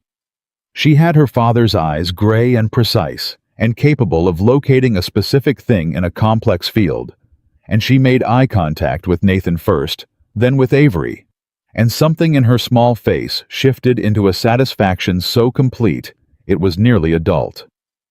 She faced forward. She sang her 3 songs with total commitment and zero self-consciousness, which was Lily's baseline operating mode for everything she decided was worth doing. Afterward, in the hallway, Lily ran to Nathan and then stopped a step short of Avery and said with the gravity of a diplomat concluding a treaty, "You came." "I came," Avery said. "You wore the right color," Lily said. "I had good information." Lily considered her for a moment. Then she reached out and took Avery's hand, the way small children take hands without asking, without ceremony, as though the hand was simply the correct place to put hers, and said, "Come look at our art that's on the wall. Ms. Hendricks put mine near the window because she said it had good light." Avery looked at Nathan over Lily's head. He gave her nothing, just watched. She let herself be pulled down the hallway by a 6-year-old who had apparently made a unilateral decision about how the evening was going to proceed. He followed them both. He watched Avery genuinely crouch at Lily's level, not the performative adult talking to a child crouch, but actually going down there into Lily's sightline, into Lily's world, and look at the drawing on the wall with the focused attention she gave to things that deserved it. It was a drawing of a house. In front of the house, there was a balcony, and on the balcony, there were 2 chairs, and in the chairs were 2 stick figures, and above the house, drawn in careful yellow crayon, was what appeared to be a sun that had also been given a face, smiling. Nathan looked at the drawing for a long moment. Avery looked at it, then looked at him. "It's our house," Lily told Avery matter-of-factly. "That's Daddy, and that's you. I put the sun with a face because my teacher said the sun gives everything light, and I thought that was right for this picture." Avery straightened up slowly. She didn't say anything for a moment. Nathan watched her face move through several things in rapid succession. The quick, bright sting behind her eyes that she controlled before it became anything visible. The breath she took that was just a fraction deeper than normal, the composure reassembling itself cleanly and without drama. "I love it," she said. Her voice was level. "I know," said Lily. It was May when she first stayed late enough that the city had fully gone quiet. Not the first time she'd been at the house in the evening that had become ordinary, in the best way, the slow accretion of ordinary, that Nathan had not let himself anticipate but had allowed himself to receive. But this was later than usual, a Saturday that had started with dinner and become conversation that neither of them moved to end. And at some point, Nathan had said, "Come sit outside," and they'd gone to the balcony. Both chairs. She settled into the second one, the one he'd ordered and assembled in November, the one she'd sat in twice before. And it received her the way good furniture receives a person, when the fit is right. Nathan sat in his chair. The city moved below them, the port lights on a warm spring night, with actual warmth in it for the first time in months.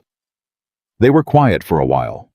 Not feeling it, just being in it side by side, looking at the same view he'd looked at alone for 3 years. "Can I tell you something?" she said. "Always," he said. "I drove home from the recital last month," she said. "And I sat in my car in the parking lot of my building for 20 minutes. She looked at the city. Not because anything was wrong, because something was too right. And I didn't know what to do with that." "Too right how?" he asked. "Lily took my hand," she said. "And it felt—" She stopped. Found it. "It felt like something I didn't know I was missing. Not just the hand. She made a small gesture. The being chosen. By a 6-year-old who doesn't do anything she doesn't mean." A pause. "She didn't ask you if it was okay. She just decided I was someone she was going to take somewhere." "That's Lily's highest form of approval," he said. "I know," she said. "That's why I sat in the parking lot for 20 minutes. He looked at her profile, the way the city light reached her face from below, the particular quality of her expression when she was being completely honest, without performing the honesty. "Are you scared?" he asked. The same question she'd asked him in January. She thought about it. "Not the same scared," she said. "Not the old scared, the this is real and real things can break scared." She paused. The scared you feel when something actually matters. Yeah, he said. That one I know. I know you know, she said. The city hummed below them. Somewhere in the distance, a ship's horn, low and single, marking something, arrival or departure. He couldn't tell which from this far. I was thinking, she said carefully. The way she said things she'd been holding for a while. About what you said, at the wedding. When I asked why you came to my table. She turned to look at him. You said I looked like someone carrying a heavy thing who had stopped expecting anyone to notice. I remember, he said. Nobody had noticed in a long time, she said. I'd gotten so good at carrying it quietly that people stopped looking. She paused. And then you walked across a room full of people, and you sat down, and you noticed the exact right thing. She held his eyes. I don't think you understand what that was. What it actually was for someone who had been invisible to the people who were supposed to see her. I see you, he said, quietly, without amplification, just the plain fact of it. She held that for a moment. I know, she said. That's the whole thing. That's the entire thing right there. They sat in the two chairs, and the night moved around them. He thought about the version of himself who had arrived at that wedding expecting nothing and hoping for less. Who had sat at table 7 with his water glass and his phone face down, and his 3 years of careful maintenance watching the room with the detached attention of a man who had decided that the current would not reach him here, that he was above the waterline, that survival was the same thing as living. He thought about the moment he stood up. He still couldn't fully explain it. The Navy had trained him to move toward problems, to assess and act. But this hadn't felt like a problem, and it hadn't felt like assessment. It had felt like something simpler than either of those things, a recognition. Across a room full of people performing happiness. He had seen a woman performing composure, and he had known it from the inside, and he had stood up. Not because he was brave, not because he'd run some calculation and determined the expected value of approaching her. He'd stood up because not standing up had in that moment felt like the wrong use of whatever time he had left. Avery, he said. Yeah, I'm not good at this, he said. I need you to know that I know that. I have a 6-year-old and a Navy career and a single-channel emotional range, and I eat the same breakfast every day because changing it creates a decision I don't want to make before 5 a.m. He paused. I am an objectively difficult person to build something with. She looked at him. Are you telling me this as a warning? I'm telling you this as information, he said, so that when I say what I'm about to say, you know I've accounted for all of those things. She waited. I want to keep building, he said. Whatever this is, I want to keep going. Not because I've run the scenarios. I've run the scenarios, they're all complicated, but because the thing I feel when you're at this table, at this balcony in my daughter's life. He stopped, got the words right. I don't want to be careful enough to lose it. Avery Lane looked at Nathan Cole for a long moment in the warm May night, with the city spread below them, and the two chairs side by side on the balcony of a house that had been a house of one for 3 years, and was becoming something else at a pace that honored what had been here before. I'm not going anywhere, she said. Simple. No architecture around it. No management. Just the true thing cleanly said. Okay, he said. Okay, she said. They sat there. The city kept moving. The port lights held. Somewhere a car turned a corner 2 blocks down, and its headlights swept across the buildings and were gone. He took Lily to put flowers on Claire's grave in June. He did it every year her birthday, June the 9th, a Saturday this year, and it was a system like his other systems, precise and maintained. He always brought sunflowers because Claire had thought roses at graves were a cliché she would have found annoying, and he always let Lily pick one from the bunch and place it herself. And Lily always did it with the serious reverence of someone who understood at whatever age-appropriate depth a child understands that this mattered. This year on the drive there, Lily was quiet for a while. Then she said, "Can I ask Avery to come sometime?" "Not today. Just sometime." Nathan kept his eyes on the road. "Why do you want to ask her that?" Lily thought about it with the honest consideration she gave to things she wasn't sure about yet. Because I think Mama would want to know who's at our house, she said. And I think if Avery knew Mama was real and not just gone, she'd understand us better. He held the wheel, kept driving, breathed. That's a very thoughtful thing to say, he managed. I think about things, Lily said simply. He parked. They walked through the cemetery. Lily holding his hand the way she held it when she was being careful with something which was not her default mode, but which she could access when required. They stood at the headstone. He set the sunflowers in the holder. Lily placed hers a single yellow one with both hands leaning forward with total commitment the way she did everything. She stood back beside him. "Hi, Mama," she said conversationally the way she always said it, as though Claire was simply in the next room and Lily was speaking through the wall. "We're good. Dad ordered a second chair and Avery sits in it. I drew them in my school picture and my teacher put it by the window."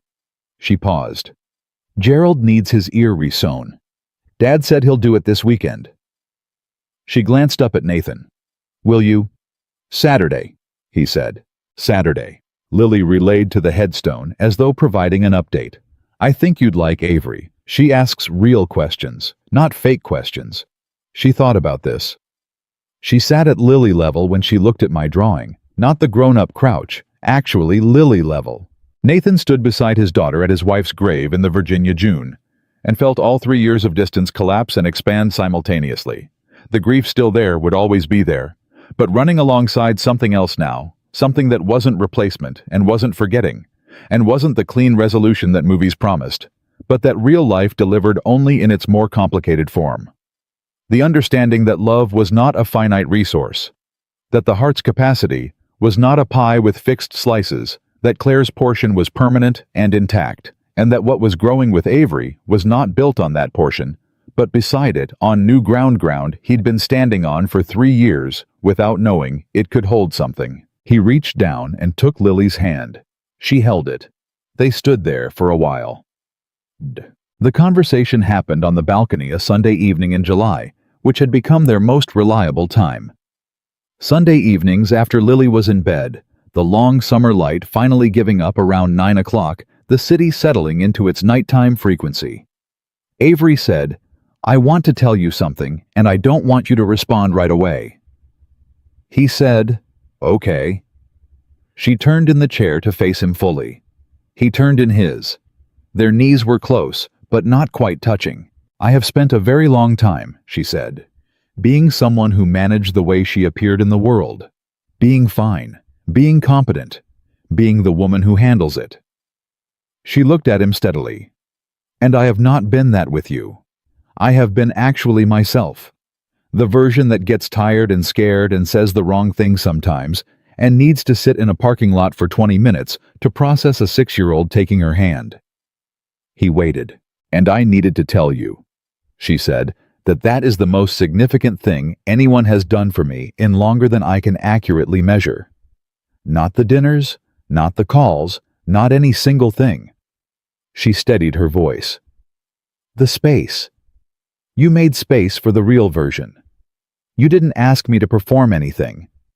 And I don't know if you know how rare that is, or how much it cost me before, to be with someone where the performing was constant, and I couldn't see it until I was standing on the other side of it." "Avery," he started. "You said you'd wait," she said. He closed his mouth. "I'm not done," she said. She took a breath. "I'm in love with you. I've been in love with you since January, maybe before, and I've been waiting for the right moment to say it. And I've decided there is no right moment. There's just the moment where you say the true thing, because not saying it is worse than the risk of saying it." She held his eyes. "And I'm in love with Lily. Not as a package deal separately. Completely separately. She is her own magnificent, terrifying person, and I am in love with her independently of everything else." She stopped. "Okay. I'm done." Nathan Cole sat in his chair on his balcony in the July night and looked at Avery Lane, who was looking back at him with the expression of someone who had just put down something very heavy and was standing very straight in the aftermath of it. He had known. He had known the way you know things that are real. not with the sudden electric certainty of movies, but with the slow accumulating weight of evidence that eventually becomes impossible to account for any other way. He had known it in January and February and March. He had known it watching her crouch at Lily's level in the school hallway. He had known it the night she texted, "I'm sitting at my kitchen table," and he'd felt something in his chest, open like a door that had been stuck for 3 years and finally gave. He had known, and he had not said it first because he'd been not afraid exactly. Careful. Careful the way he was careful about the second chair. Careful the way he was careful about everything that mattered, treating it with the respect that important things deserved, not rushing the structure into place before the foundation was ready. The foundation was ready. It had been ready for a while. "I'm in love with you," he said. He said it the way he said things that were important, directly, without ornament, with the full weight of meaning that plain language could carry when the speaker actually meant it. "I have been for longer than I told myself, because I was accounting for every possible complication, and none of the accounting changed the answer." He paused.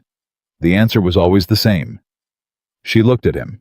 "And I'm going to need you to know," he said, "that I don't say that lightly. I don't say it because the moment called for it, or because you said it first and the exchange required a response.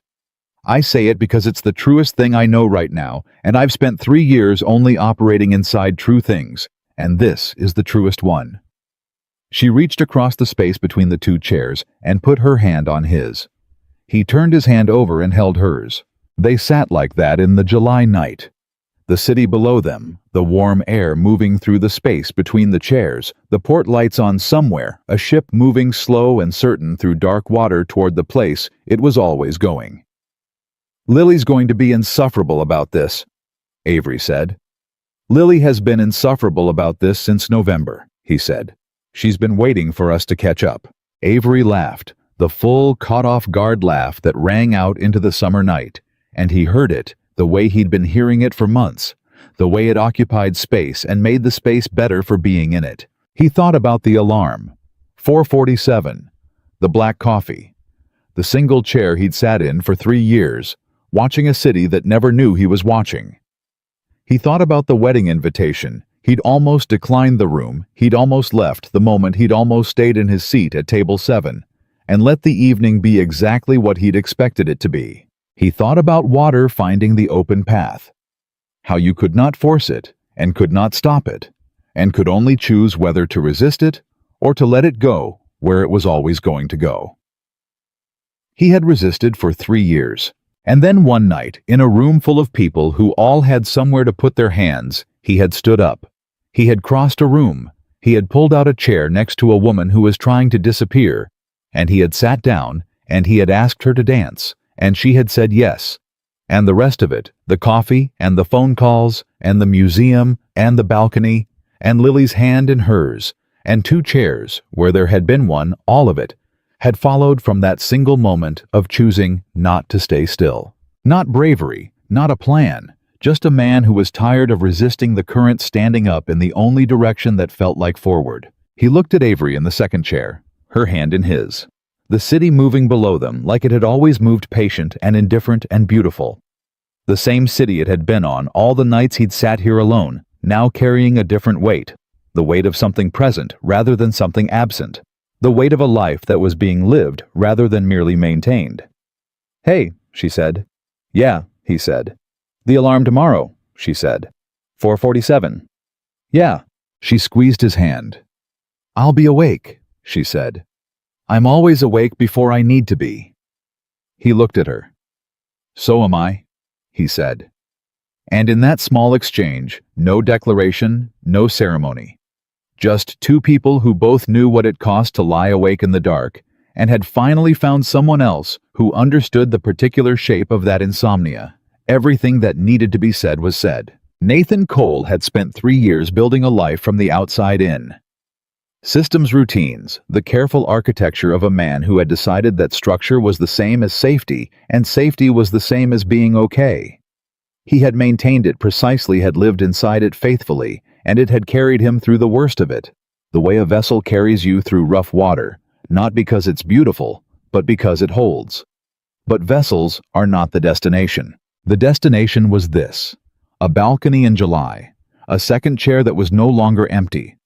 A daughter asleep inside, who had drawn 2 stick figures in the sun and put the picture by the window because the light was good. A woman beside him, who had crossed 3 cities and 5 years of the wrong life to arrive at the right one. He had not planned for this. He had simply stopped resisting it. And in the end, in the deep, quiet, unambiguous end, that was the whole of it. That was the lesson that 3 years of survival and 1 night at a wedding and 1 dance with a woman who was trying to disappear had finally completely taught him. Love is not forced. It is not constructed. It is not the reward for perfect maintenance, or the outcome of the right system, or the prize for being careful enough for long enough. It is what happens when you stop blocking the path. It is what has always been moving toward you. Patient as water, certain as current, waiting only for the moment you finally step aside and let it arrive.